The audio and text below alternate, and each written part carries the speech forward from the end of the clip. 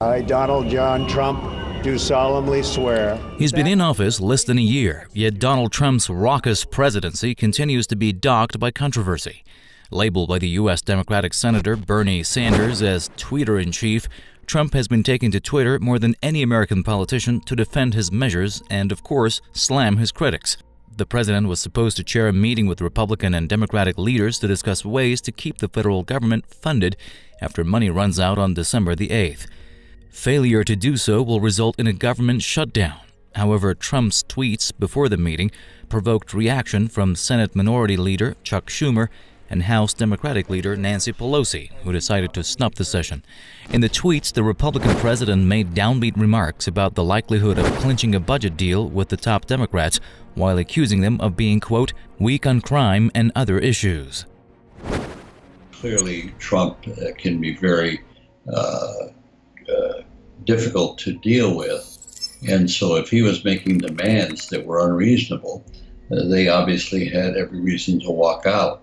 Whether he'll blame them for the shutdown of the government, I don't think that's going to be the case, because we have the Republicans in control of the Congress and we have a Republican president.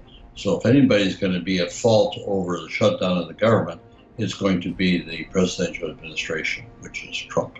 And he can claim all he wants, but I don't think the American public will buy into it.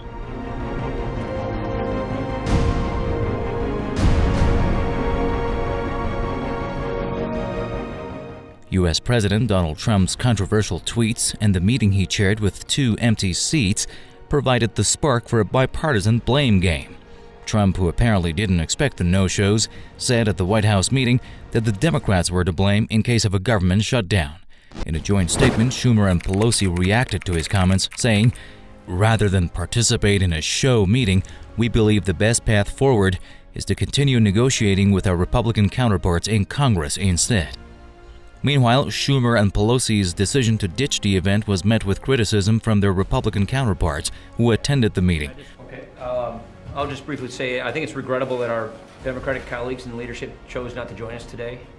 For a bill to become a law, Congress has to pass a bill and the President signs a bill. That means Congress and the White House always negotiate legislation. We have important work to do. We have big deadlines to meet. Thank you. Mr. President, I was just saying, I've been in this position under a couple of previous presidents. I can't recall ever turning down an opportunity to go down to the White House.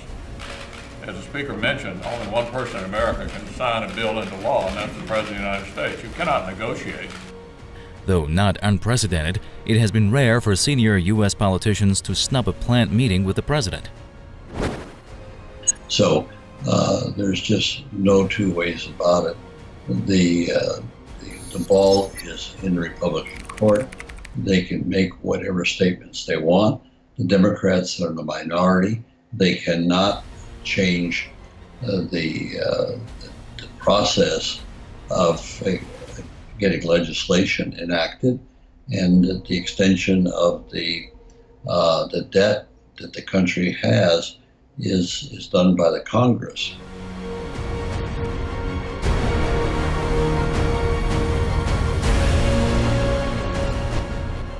President Trump's move to distance himself from Democrats comes just a few months after he seemed close to crafting ties with members of his rival political party. At the time, Trump sided with Democrats on a plan to provide hurricane disaster relief.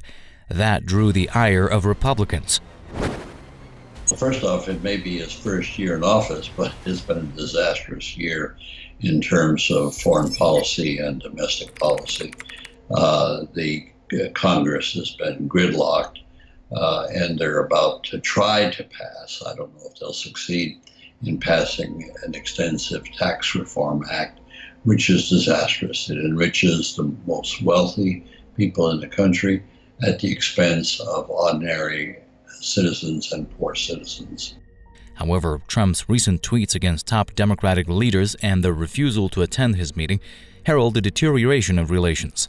With the U.S. government on the brink of a shutdown, Trump is seemingly being abandoned by both parties.